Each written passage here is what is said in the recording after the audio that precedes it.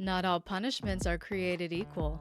There are a number of punishment types that you may not have even thought of.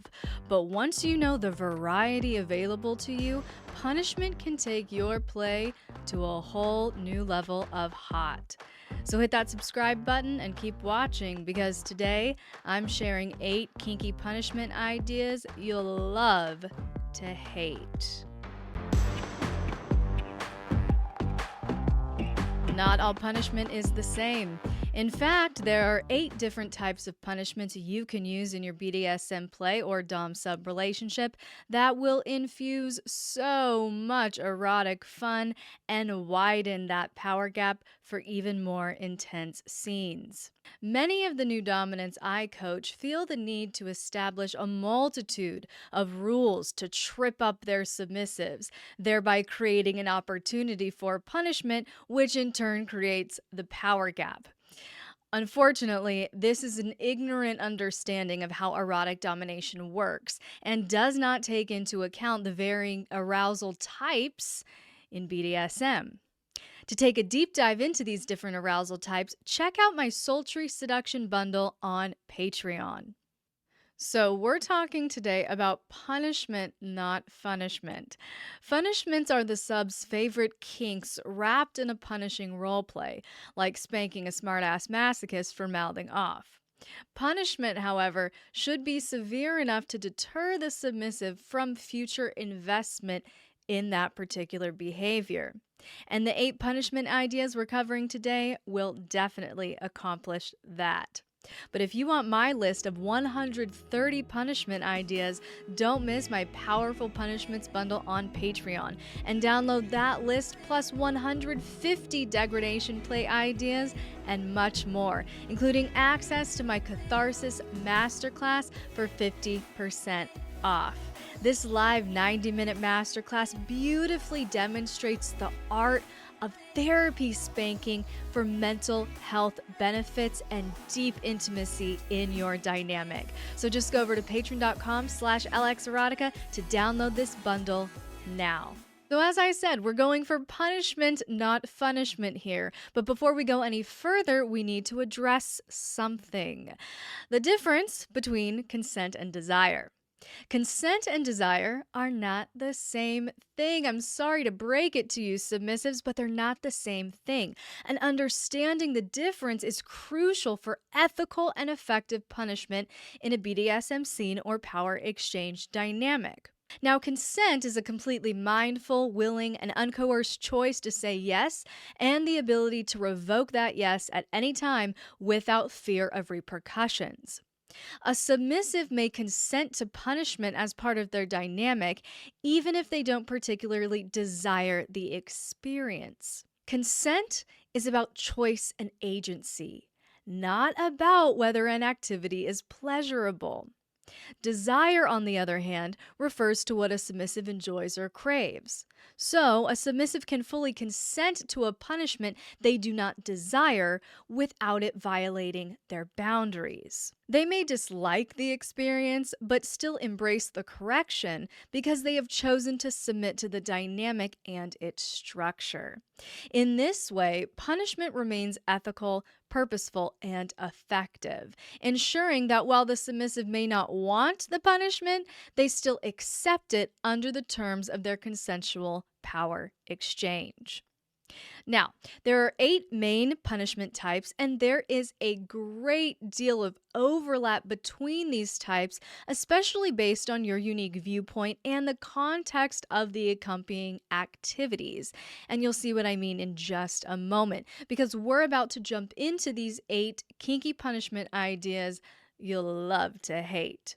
Again, these aren't punishments. These ideas aren't treats wrapped in the role play of punishment. These are meant to genuinely hit the submissive's pain point so their displeasing behavior costs them enough and they no longer find that behavior worth the cost. That's what we're after, dominants. And remember, you will often find overlap between these types, and you may even categorize them differently depending on the unique context you're in. And that's great. So you can start with a tedious punishment, where you focus on boring, mundane tasks that test the submissive's mental endurance, such as having them hand copy a passage from a book of your choosing and requiring them to rewrite it from scratch for any errors. Mild punishments are excellent for mild infractions and often border on punishments, as they often subtly hit an arousal point, such as disallowing the submissive to wear any undergarments for a week. Painful punishments can be obvious, like spanking the submissive to the point of tears, but if you have a brat or smartass masochist on your hands, you'll be playing right into their agenda with a spanking, especially if you use their preferred sensation, thuddy or stingy.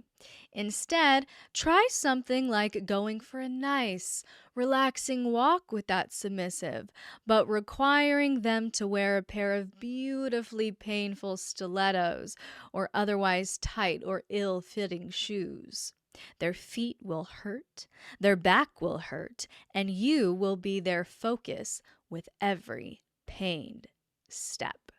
I consider physical punishments to be strenuous or require athleticism but not cause direct pain, like the submissive wearing a hot sauce covered gag while they do your laundry for a couple of hours.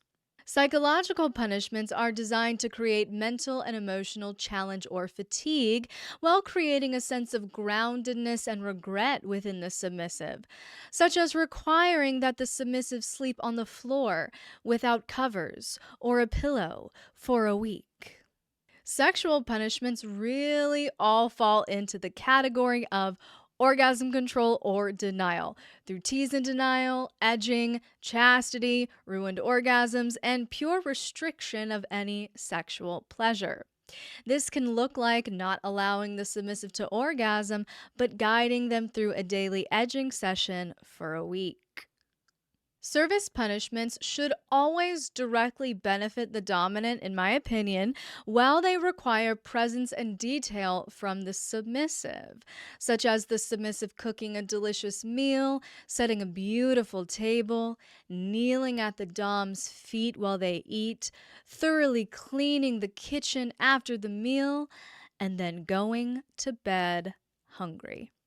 Our final category is restrictive punishments, and I would say this is often the most impactful, no pun intended. And it's really quite simple. No play, no scenes, no rituals or protocols, none of the subs' favorite toys, none of their favorite kinks. What's my logic here? If they want the privilege of your dominance, they must earn it. Plain and simple.